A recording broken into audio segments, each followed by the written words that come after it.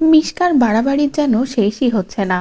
এক তো সূর্যকে কঠিন সত্যটা জানালো, যার কারণে সূর্য ও দীপার জীবনটা যেন আরো বেশি তছনছ হয়ে গেল। দীপা চাইলেও যেন নিজের জীবনটাকে আর শুধরাতেই পারছে না, কোনোভাবেই পরিস্থিতিটা সামলাতে পারছে না। এদিকে সূর্যের কোনো পরিবর্তন না দেখে মিশকা আরো বাড়াবাড়ি শুরু করলো।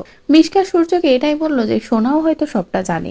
যে কথা শুনে তো সূর্য আরো কষ্ট পায়। সূর্য এটাই ভাবে যে তাহলে সবাই মিলেই আমাকে ঠকালো, এমনকি সোনাও আমাকে ঠকাচ্ছে। এটা কিভাবে সম্ভব? যে মেয়েটাকে আমি ছোট থেকে বড় করলাম, সেই মেয়েটা আজকে আমার চিন্তা করছে না, কেন এমনটা হচ্ছে?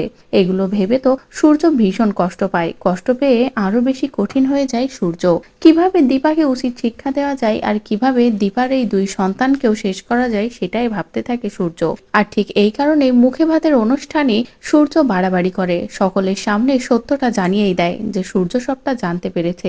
যেটা শুনে তো সকলে ভয় পেয়ে যায়। এদিকে সোনা আসলে সোনাকেও যখনই জিজ্ঞাসা করে সূর্য সরাসরি যে তুমি কি জানো ফুলমা তোমার আসল মা, তখনই সোনাও সত্যটা বলে দেয়। সোনা আর মিথ্যে বলে না। যেগুলো শুনে সূর্য আরো কষ্ট পায়। সূর্য কষ্ট পেয়ে বলে অনেক হয়েছে, আমাকে তোমরা যেভাবে ঠকিয়েছো তার সত্যিই কোনো জবাব নেই, তবে এবার যা করার আমিই করব, কেউ আমাকে আটকাতে পারবে না। যে কথা শুনে তো সকলে ভয় পেয়ে যায় যে সূর্য এবার কি করতে চলেছে।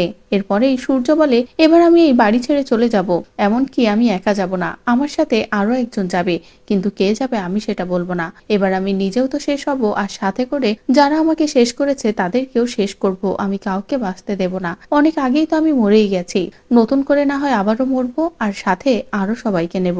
যেগুলো শুনে তো দীপা এমনকি সকলে খুব ভয় পেয়ে যায় যে সূর্য তো নিজের মধ্যই নেই। এবার যদি সূর্য সত্যি এমন কিছু করে বসে তাহলে কি হবে, কিভাবে সামলাবো সবটা, সবটা কি এভাবেই শেষ হয়ে যাবে?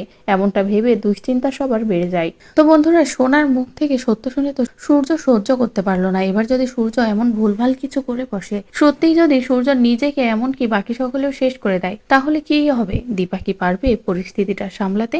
আপনাদের ঠিক কি মনে হচ্ছে তা অবশ্যই কমেন্ট করে জানিয়ে দিন। পরবর্তী আপডেট পেতে চ্যানেলটি সাবস্ক্রাইব করুন।